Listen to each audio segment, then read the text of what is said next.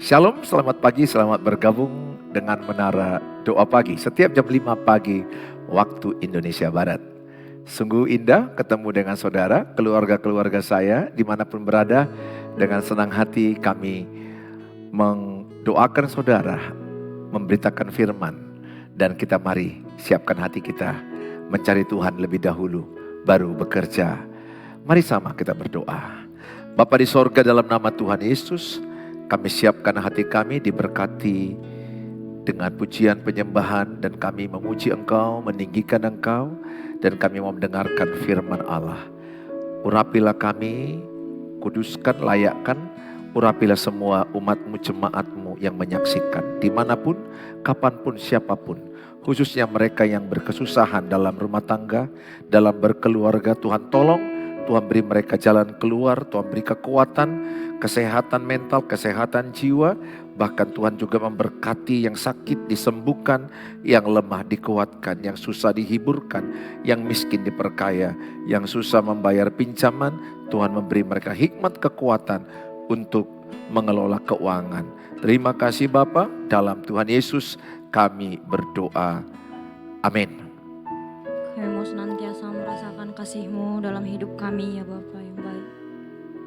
Kami nyatakan di hadapan-Mu Tuhan. Kasih Yesus indah dalam hidupku, menghiasi hati dan jiwaku. Ku tak dapat hidup tanpa kasih-Mu Tuhan. Pegang tanganku sepanjang jalan. Lebih dari awal kita katakan kepada Yesus Tuhan. Kasih Yesus indah dalam hidupku, menghiasi hati dan jiwaku. Ku tak dapat hidup tanpa kasih-Mu Tuhan. Pegang tanganku sepanjang jalanku. Kasih-Mu Tuhan. Kasih Yesus mengalir dalamku, seperti sungai yang tak pernah kering. Kasih Yesus membeban hatiku. Dalam kasih-Mu ku merasa tenang. Kasih Yesus, Kasih Yesus mengalir dalamku, seperti sungai yang tak pernah kering. Kasih Yesus membeban hatiku. Dalam kasih-Mu ku merasa teduh. kami mau katakan bagi-Mu Tuhan. Kasih Yesus Indah dalam hidupku, menghiasi hati dan jiwaku. Ku tak dapat hidup tanpa kasih-Mu Tuhan. Pegang tanganku sepanjang jalanku. Kasih Yesus mengalir dalamku, seperti sungai yang tak pernah kering. Kasih Yesus membeban hatiku. Dalam kasih-Mu ku merasa teduh. Kasih Yesus, Kasih Yesus mengalir dalamku, seperti sungai yang tak pernah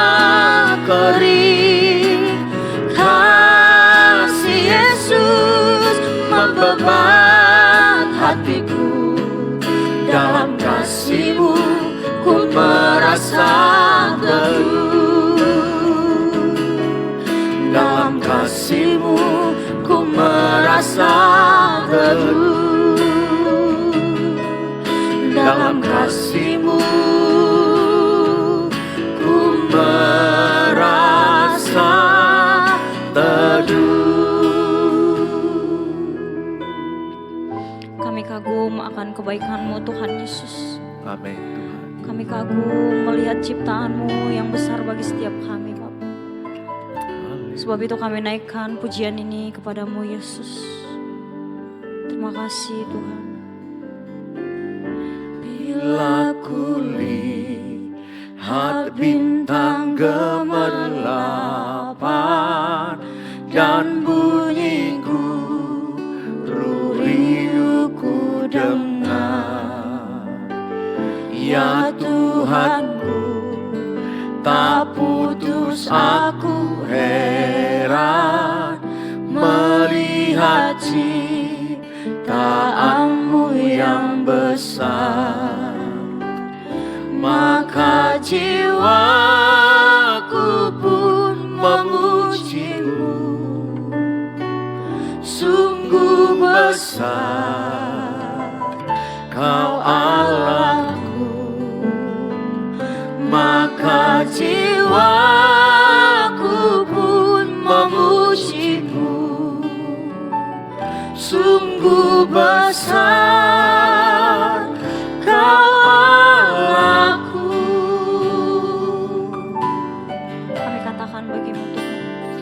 Bila kulihat bintang gemerlapan dan bunyi guru riuh ku dengar, ya Tuhanku, tak putus aku heran melihat ciptaan-Mu yang besar. Maka jiwaku pun memuji-Mu, sungguh besar Kau Allahku. Maka jiwaku pun memuji-Mu, sungguh besar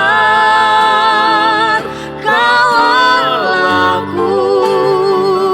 Maka jiwaku pun memuji-Mu, Sungguh besar Yesus. sungguh besar Kau Allahku. Maka jiwaku pun memuji-Mu, sungguh besar Kau Allahku. Sungguh besar Kau Allahku, sungguh besar Kau Allahku.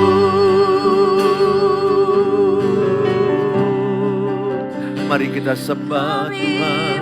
Sembah Yesus, Sungguh besar Kau Allah kami. manis bagi ciptaan Mari sembah Tuhan. yang termulia. Segala pujian, Kami bersyukur, segala hormat, kami bersyukur, segala kemuliaan Engkau baik Yesus. hanyalah bagi Tuhan. Mulia ya Yesus. Kami percaya Syukur Tuhan, Engkau Allah yang besar. di dalam-Mu Engkau lebih besar dari masalah hidup kami. Engkau lebih besar dari segala-galanya. Engkau Allah El Shaddai, Allah Maha Besar, Allah yang dahsyat.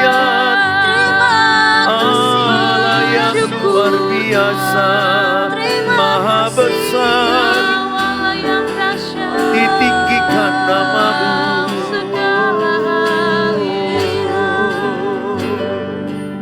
Segala pujian bagimu, kami bersyukur, segala hormat, segala kemuliaan. Terima kasih Yesus. Sebab bersamamu kami dapat melewati selamanya Tuhan Yesus. Dengan sayapmu kami mampu untuk terbang tinggi Tuhan Yesus. Bersamamu ya Tuhan, aku sanggup berjalan. Dengan sayapmu ku kan terbang tinggi.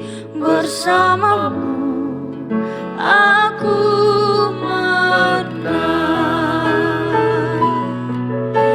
Bersamamu ya Tuhan, aku sanggup berjalan.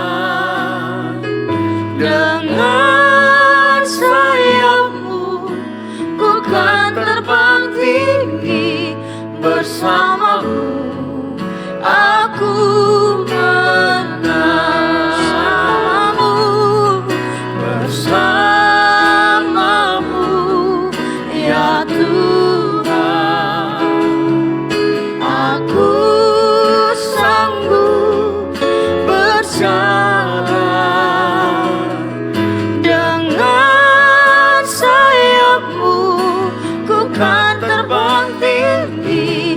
Bersamamu aku menang. Dengan sayapmu ya Yesus Tuhan, dengan sayapmu ku kan terbang tinggi. Bersamamu aku menang. Dengan sayapmu ku kan terbang tinggi. Bersamamu aku menang. Mari kita berdoa. Bapa di sorga, dalam nama Tuhan Yesus, setiap kami yang ikut menara doa pagi, Tuhan berkati. Tuhan beri kami hikmat memahami firman Allah. Berikan kami kuasa Roh Kudus menghidupi firman Allah. Jadikan kami pelaku-pelaku firman Tuhan. Terima kasih Tuhan, kami dengarkan firman-Mu. Dalam Tuhan Yesus, amin. Shalom Bapak Ibu, senang ketemu Bapak Ibu. Sungguh saya sangat rindu ketemu Bapak Ibu di mana tempat Bapak Ibu berada. Satu waktu kita bisa ketemu ya Bapak Ibu. Sarangeo, I love you so much. Saya rindu satu waktu bisa pelayanan, bisa khotbah di tempat di mana Ibu dan Bapak berada.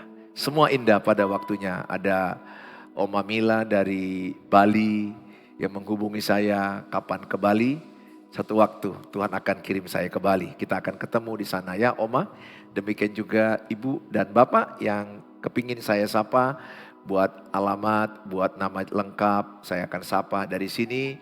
Saya akan bisa satu waktu kita bisa ketemu di tempat dan waktu yang Tuhan telah atur. Hari ini tema kita adalah melekat pada Kristus. Sangat penting sekali kita menjadi orang yang melekat pada Kristus.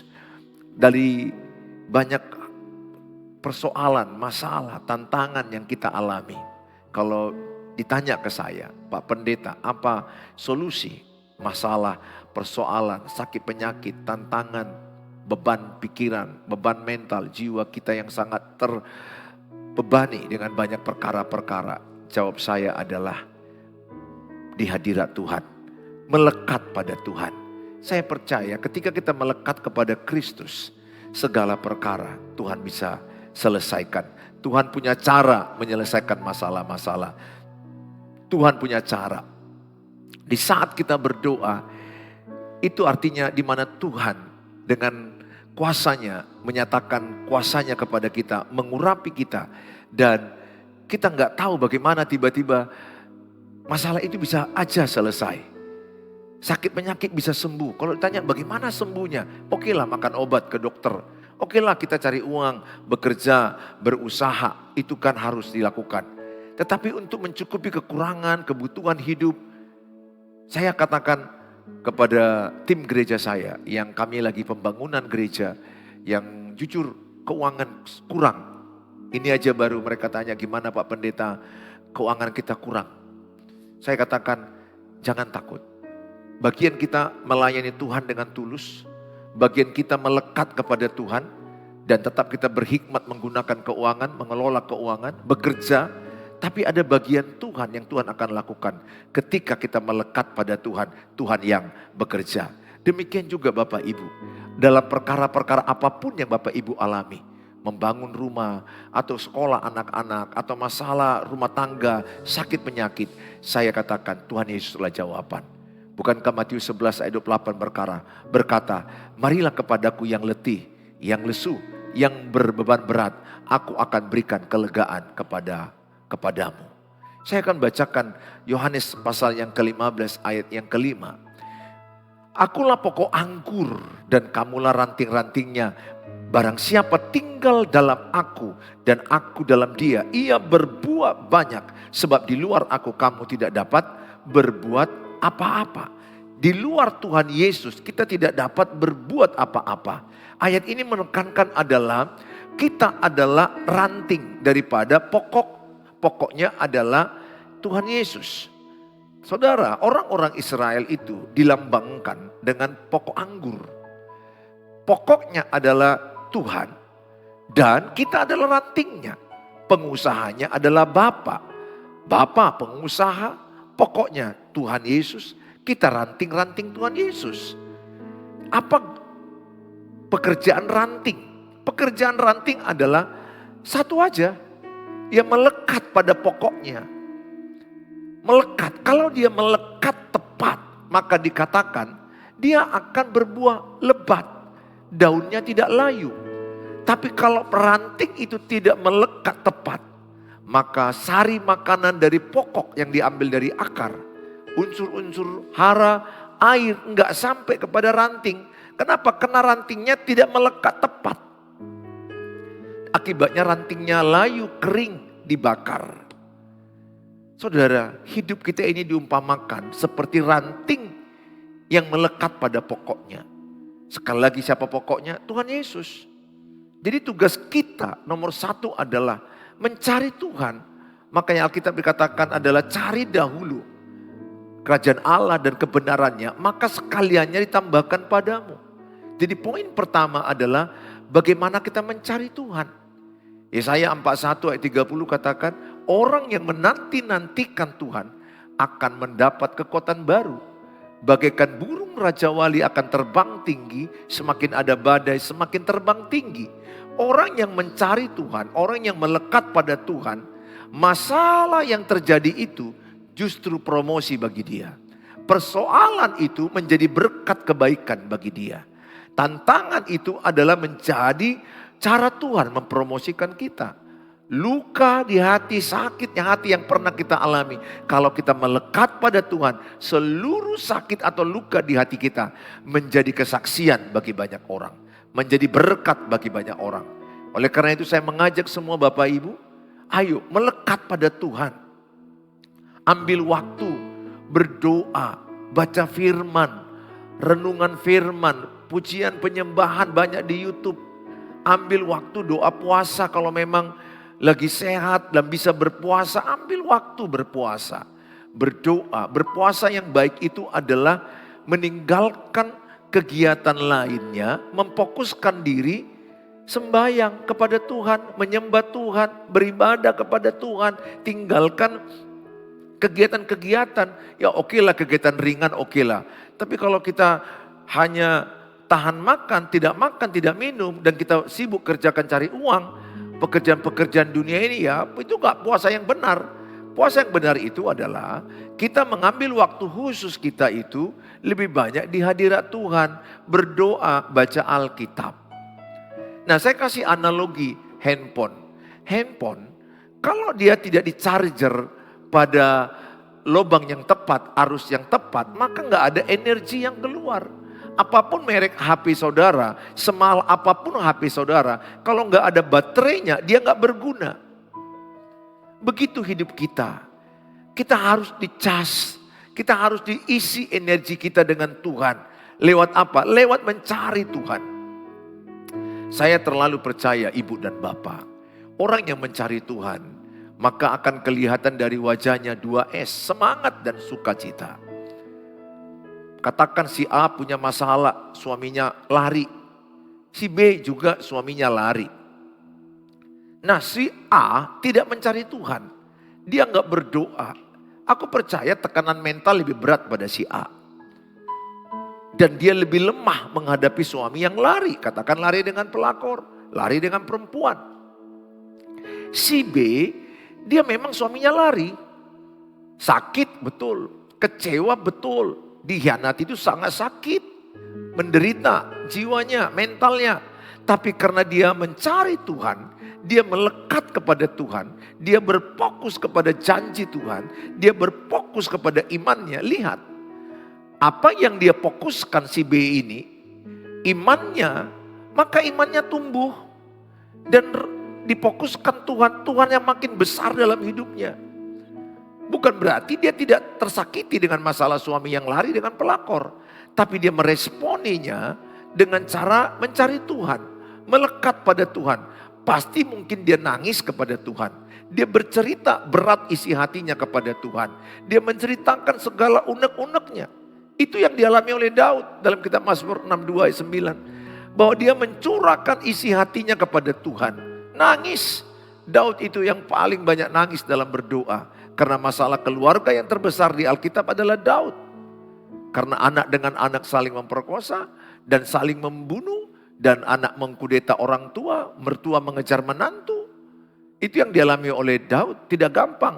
Maka dia katakan banyak orang menginginkan kematianku. Tetapi aku datang padamu ya Tuhan, jangan ambil rohmu daripadaku. Dia menangis, dia menceritakan seluruh cerita hidupnya kepada Tuhan. Dan lihat, dia bangkit kembali. Kita boleh jatuh, kita bisa jatuh, tapi kita akan bangkit kembali ketika datang kepada Tuhan. Ini yang saya tanamkan kepada diri saya. Melekat pada Kristus. Betul, rumah tangga mana sih gak punya masalah? Pernikahan mana gak punya masalah? Manusia mana gak ada persoalan? Gereja mana gak ada persoalan? Gereja kecil, sedang, besar ada persoalan. Kaya, miskin ada persoalan. Pejabat atau rakyat biasa ada persoalan. Pengusaha besar, pengusaha kecil ada persoalan. Semua lapisan di dunia ini selalu mendatangkan persoalan. Tetapi masalahnya siapa yang kuat, siapa yang bertahan. Aku berdoa Bapak Ibu. Tuhan adalah jalan, kebenaran dan hidup. Yohanes 14 ayat 6. Akulah jalan, akulah kebenaran, akulah hidup. Jadi ketika Bapak Ibu bangun pagi hari ini, datang kepada Tuhan. Bapak Ibu bangun jam 5, kemudian datang kepada Tuhan. Berdoa, mendengarkan YouTube ini. Percaya saya katakan tidak sia-sia. Ketika Bapak Ibu mendengarkan YouTube ini, ada berkat firman, ada kekuatan baru, ada hikmat, ada solusi, ada kesembuhan, ada mujizat yang menyertai orang-orang yang percaya padanya. Mungkin jawaban Tuhan tidak langsung instan. Jawaban Tuhan tidak langsung selesai ini detik seperti kita makan cabai langsung pedas. Tapi Tuhan katakan Pengkhotbah 3:11, semua indah pada waktunya. Ada waktunya Tuhan. Itu yang saya alami ketika saya di titik terendah dalam pernikahan dan berujung mau minta cerai. Istri saya minta cerai, saya juga sudah bilang iya. Tapi saya sadar, itu saya sudah pendeta, saya sudah pelayanan. Tapi saya datang kepada Tuhan. Dalam Tuhan seluruh ego saya dihancurkan Tuhan. Seluruh ketuntutan saya kepada istri dihancurkan oleh Tuhan. Kesombongan saya diremukkan Tuhan. Dan saya menjadi pribadi yang berbeda. Saya bisa menjadi suami yang lebih baik bagi dia. Mengasihi dia dengan kasih agape. Tidak menuntut dia, saya menerima dia apa adanya. Tidak ada tuntutan satupun. Kalau mau pernikahanmu surga ibu, bapak, lakukan apa yang saya lakukan. Jangan pernah menuntut pasanganmu berubah. Tulis dalam kolom. Saya tidak mau menuntut pasanganku berubah. Saya tidak mau menuntut anak-anakku berubah. Tulis dalam kolom, saya mau berubah dari diri saya sendiri. Atau lebih jelas kalimatnya, perubahan dimulai dari diri saya. 100% keluargamu surga. Enggak sulit. Itu saya dapatkan kapan? Saat saya nangis kepada Tuhan. Saya melekat kepada Tuhan. Saya datang kepada Tuhan. Tuhan bicara persis kalimatnya begitu. Apa yang kau inginkan, hambaku, kata Tuhan di hatiku.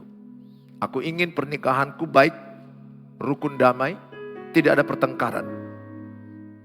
1, jangan tuntut istrimu berubah. Tuhan beri aku kekuatan, saya bilang. Puji Tuhan, saya diberi Tuhan kekuatan. Itu kasih agape. Kasih agape tidak menuntut. Kasih agape menerima apa adanya. Kedua, Tuhan bicara di hatiku. Jangan ungkit-ungkit kesalahan istrimu masa lalu. 2 itu betul-betul ku dengar jelas di dalam hatiku. Tuhan itu bisa bicara. Saat kapan? Saat kita intim dengan Tuhan. Saat kita melekat kepada Tuhan. Dia kasih tahu. Dan puji Tuhan rumah tangga saya sekarang bertahun-tahun tidak ada pertengkaran. Tidak ada. Perbedaan pasti ada. Pasti namanya manusia ada perbedaan. Pasti. Ya, tapi paling tidak yang namanya bertengkar, no way. Rumah tangga kami bebas daripada cekcok. Kenapa? Karena kita belajar mematikan egois. Alkitab katakan Yakobus 3:16. Dari manakah akar kekacauan pernikahan? Pertama, keegoisan. Kedua adalah kesombongan dan iri hati. Buang itu dalam hati kita. Ketika itu kita buang, Tuhan akan membuat rumah tangga kita jadi lebih baik, lebih sorga lagi. Saudara, baik juga dalam usaha keuangan. Kadang-kadang kami mengalami keuangan yang berat. Ada usaha kami, ada sekolah yang kami pimpin, dan keadaan-keadaan yang kadang drop, pembangunan yang gak ada keuangan. Apa yang kami lakukan? Melekat pada Tuhan. Ketika datang kepada Tuhan, entah bagaimana ada aja orang yang menolong kami untuk dana pembangunan. Tuhan punya cara. Cara Tuhan itu di luar pikiran kita. Tulis dalam kolom. Tuhan punya cara menolong hidupku. Tulis dalam kolom. Tuhan punya cara menolong hidup keluargaku. Bukankah ibu bapak, kadang-kadang bapak ibu bertanya, apa yang mau kulakukan ya? Kalau kulakukan masalahku seperti ini. Banyak sekali di YouTube, di TikTok, di Instagram, Facebook mereka bertanya, Pak Pendeta, apa yang kami lakukan supaya pernikahan kami bagus? Ingat, enggak sama semua rumus pernikahan. Ingat, pernikahan itu seni. Belajar prinsipnya oke. Tapi bagaimana itu enggak bisa sama. Keluarga A, B, C, D, E dan seterusnya tidak sama. Beda-beda. Sesuai dengan tuntunan Tuhan. Kasusnya pun enggak ada yang sama persis. Jadi saya selalu bilang, datanglah kepada Tuhan. Melekat pada Tuhan. Belajar mendengar suara Tuhan. Hana ketika dia datang kepada Tuhan. Diejek oleh Penina. Dia nangis si Hana. Sampai Nabi Samuel bilang, apakah engkau mabuk? Tapi Imam Eli menyangka dia adalah mabuk. Tetapi ternyata karena hatinya begitu tertekan, kecewa dan terintimidasi oleh madunya Penina. Dan air matanya ditampung Tuhan. Dan lahirlah Nabi Samuel. Setelah lahir berapa tahun dia serahkan ke rumah Tuhan. Saudara yang saya kasih dalam nama Tuhan Yesus. Ketika engkau melekat kepada Tuhan, banyak hal di luar pikiranmu bisa terjadi. Dalam kitab Mazmur 12 ayat yang ketiga dikatakan. Tetapi yang kesukaannya ialah Mazmur 1 ayat 2 sampai 3. Tetapi yang kesukaannya ialah Taurat Tuhan, dan yang merenungkan Taurat itu siang dan malam. Ia seperti pohon yang ditanam di tepi aliran air, yang menghasilkan buahnya pada musimnya, dan yang tidak layu daunnya, apa saja diperbuatnya berhasil. Ayat ini berkata adalah orang yang kesukaannya firman Tuhan, orang yang merenungkan firman Tuhan siang dan malam. Maka digambarkan Orang yang merenungkan firman siang dan malam, yang suka baca firman, yang suka beribadah, suka berdoa, dia digambarkan seperti pohon yang ditanam di tepi aliran air, yang menghasilkan buahnya pada musimnya, dan yang tidak layu daunnya. Jadi orang yang suka berdoa, dia akan tenang menghadapi masalah. Ini ciri-cirinya.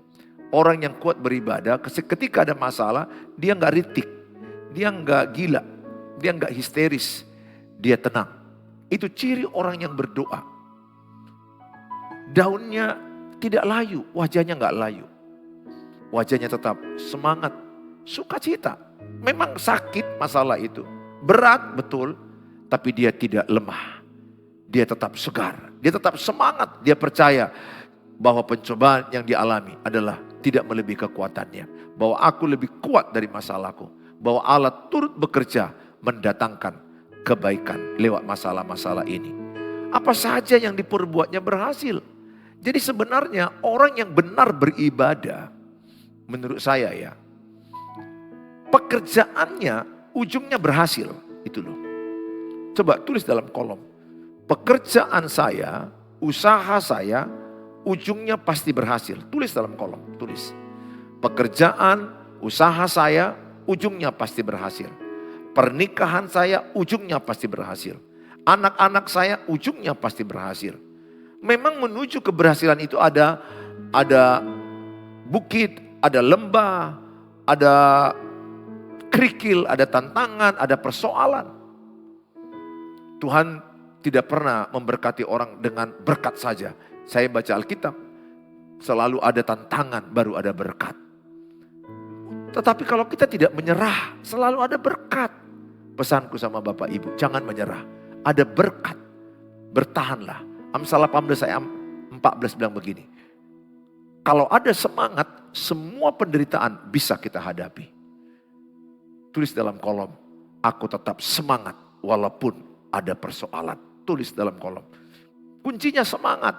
Banyak orang menyerah zaman now. Putus asa, stres, depresi, bunuh diri. Karena mereka berpikir gak ada lagi arti hidup. Gak ada lagi solusi. Ini tipu daya iblis. Saudara, Kolose 2 ayat 6-7. Kamu telah menerima Kristus Yesus Tuhan kita. Karena itu hendaklah hidupmu tetap di dalam Dia. Jadi ketika saya terima Yesus, ketika engkau terima Yesus, apa yang diinginkan Tuhan? Tetap dalam Tuhan Yesus. Mungkin sesaat kita lihat hidup kita seperti sia-sia ibadah kita, sia-sia iman kita, sia-sia pelayanan kita. Aku udah doa puasa, doa semalam, aku semua udah begitu lama, setahun, 5 tahun, 10 tahun. Tapi Tuhan tidak jawab, bahkan makin lebih parah. Dengar, jangan mau ditipu oleh iblis. Tetap berdoa, tetap melayani, tetap baca Alkitab, tetap berbuat baik, tetap kerjakan apa yang bisa kau kerjakan. Buang sungut-sungut, buang keluh kesah, mengucap syukur dalam segala hal. Tetap dalam Dia. Ayat yang ke-7, hendaklah kamu berakar di dalam Dia dan dibangun di atas Dia. Hendaklah kamu bertambah teguh dalam iman yang telah diajarkan kepadamu, dan hendaklah hatimu melimpah dengan syukur. Berakar, baca firman, jangan tanggung-tanggung, dalam, gali lebih dalam, hafal. Kalau saya ke Israel 2006, orang-orang Yahudi itu menghafal kitab, mereka di PL ya, yang sama juga dengan kita di PL.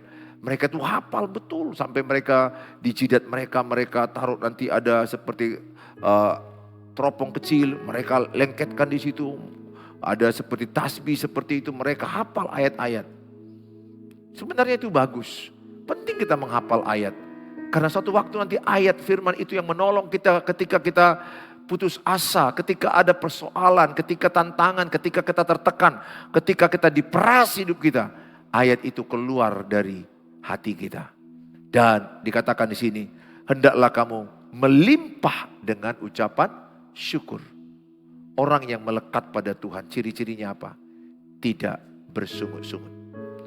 Katakan sama-sama, tulis dalam kolom, saya tidak mau bersungut-sungut. Tulis dalam kolom, saya mau mengucap syukur dalam segala hal. Saudara yang saya kasihi, Yohanes 15 ayat 7 bilang begini. Jikalau kamu tinggal dalam aku dan firmanku tinggal dalam kamu, mintalah apa saja yang kamu kehendaki dan kamu akan menerimanya. Orang yang tinggal dalam Tuhan, ranting, kita adalah ranting, Yesus adalah pokok, Bapa pengusahanya. Apa permintaan ranting? Supaya berbuah lebat. Mintalah hidupmu, supaya lewat penderitaan, lewat masalah, buah-buah roh semakin keluar. Kasih, kelemah lembutan, murah hati, penguasaan diri, mengampuni semua apapun yang hal-hal baik, semakin keluar buah pertobatan. Kesabaran, semakin muncul kesabaran dalam dirimu. Orang yang melekat pada Tuhan, ciri-cirinya apa? Dia semakin mirip dengan Tuhan. Kalau saya bilang saya melekat pada Tuhan, tapi perbuatanku kesetanan, ya nggak cocok dong. Nggak cocok. Kalau saya bilang, oh saya ini orang yang melekat pada Tuhan, tapi saya nggak menunjukkan gambar Tuhan, itu nggak benar. Orang yang melekat pada Tuhan, sifat karakternya mirip dengan Tuhan Yesus. Saudara, ayo melekat pada Tuhan Yesus. Mintalah supaya engkau berbuah lebat. Buah apa lagi? Buah pertobatan. Buah jiwa-jiwa. Lewat hidupmu seisi rumahmu diselamatkan. Lewat hidupmu banyak orang bertobat. Saudara, Daniel 6 ayat yang ke-10. Demi didengar Daniel bahwa surat perintah itu telah dibuat, pergilah ia ke rumahnya. Dalam kamar atasnya ada tingkap-tingkap yang terbuka ke arah Yerusalem. 3 kali sehari ia berlutut berdoa serta memuji Allahnya seperti yang biasa dilakukannya. Daniel mendisiplinkan dirinya 3 kali sehari berdoa. Dia mendisiplinkan dirinya. Dia gak takut yang namanya ancaman gua singa. Dia gak takut yang namanya Sadrak Mesak Abednego gak takut yang namanya perapian. Kenapa? Mereka melekat pada Tuhan. Orang yang takut Tuhan, dia tidak takut apapun di dunia ini. Hanya ada satu yang perlu kita takuti. Takut akan Tuhan. Tanamkan di hati Bapak Ibu. Kalau kita takut Tuhan, kita gak takut yang lain. Karena Tuhan beserta dengan kita. Mari kita berdoa. Bapa di sorga, dalam Tuhan Yesus, berkatilah semua yang menyaksikan tayangan ini. Biarlah mereka memahami firman ini. Oleh kuasa Roh Kudus mereka dibangkitkan iman mereka. Semangat untuk melakukan firman Allah. Semangat untuk mencari Tuhan. Semangat untuk berakar membaca firman Tuhan lebih dalam, lebih dalam, lebih dalam lewat doa dan pembacaan firman. Ibadah-ibadah yang mereka lakukan. Biarlah di tengah masalah yang mereka alami, mereka lebih giat beribadah, lebih giat mencari Tuhan, lebih giat bersekutu dengan Tuhan. Dan biarlah mereka semakin berbuah lebat. Tuhan, kami serahkan semua umat-Mu yang menyaksikan tayangan ini. Turunlah berkat atas mereka. Yang sakit, taruh tangan-Mu di bagian tubuh yang sakit. Dalam Tuhan Yesus, terimalah kuasa Tuhan yang menyembuhkan engkau. Kuasa Tuhan yang mengurapi engkau. Kuasa Tuhan mengurapi obat-obat, tenaga medis yang kau kunjungi. Terimalah dengan iman, percaya kesembuhan milikmu. Bagi mereka yang tidak akur dalam berumah tangga, cekcok, bertengkar, hamba-Mu berdoa dalam nama Tuhan Yesus. Buatlah mereka bisa rukun damai. Bukankah engkau berkata, sungguh alangkah baiknya apabila suami istri rukun damai. Bersaudara, beripar rukun damai. Mereka yang juga punya tantangan masalah keuangan, pekerjaan, Tuhan tolong. Tuhan beri hikmat, ketekunan, pengelolaan usaha, pengelolaan kerja, pengelolaan keuangan, waktu. Tuhan tolong mereka. Hamba-Mu berdoa bagi mereka yang membutuhkan jodoh, membutuhkan keturunan, menjual rumah, mereka butuh ada pembeli-pembeli, menjual tanah. Apapun yang mereka sedang tulis dalam kolom-kolom ini. Hamba-Mu berdoa dalam nama Tuhan Yesus. Diberkatilah engkau yang berharap kepada Tuhan Yesus. Dalam Tuhan Yesus kami berdoa. Mari kita ucapkan doa Bapa kami. Bapa kami yang di sorga, dikuduskanlah nama-Mu, datanglah kerajaan-Mu, jadilah kehendak-Mu di bumi seperti di sorga. Berikanlah kami pada hari ini makanan kami yang cukupnya, dan ampunilah kami akan kesalahan kami, seperti kami juga mengampuni yang bersalah pada kami. Dan janganlah bawa kami ke dalam pencobaan, tapi lepaskanlah kami daripada jahat, karena Engkau yang punya kerajaan dan kuasa dan kemuliaan sampai selama-lamanya. Amin. Bawalah berkat damai sejahtera dari Allah Bapa, cinta kasih sempurna Tuhan Yesus, penyertaan Allah Roh Kudus menyertai-mu saat ini sampai selama-lamanya dalam Tuhan Yesus. Amin. Amin. Bapak Ibu yang saya kasih, kalau Bapak Ibu terberkati dengan tayangan ini, bagilah link ini kepada banyak orang. Dengan demikian Bapak Ibu sudah terlibat dalam pemberitaan firman Allah. Bagi Bapak Ibu yang rindu saat teduh renungan harian singkat setiap hari dari saya, di WA 0811 63 7347 hubungi saya. Bagi saudara yang rindu konseling, namun sekarang ini sudah sangat padat, konselingnya via chat atau voice note. Dan kalau ada waktu bisa saling call atau saling berkunjung, kita atur ke depannya.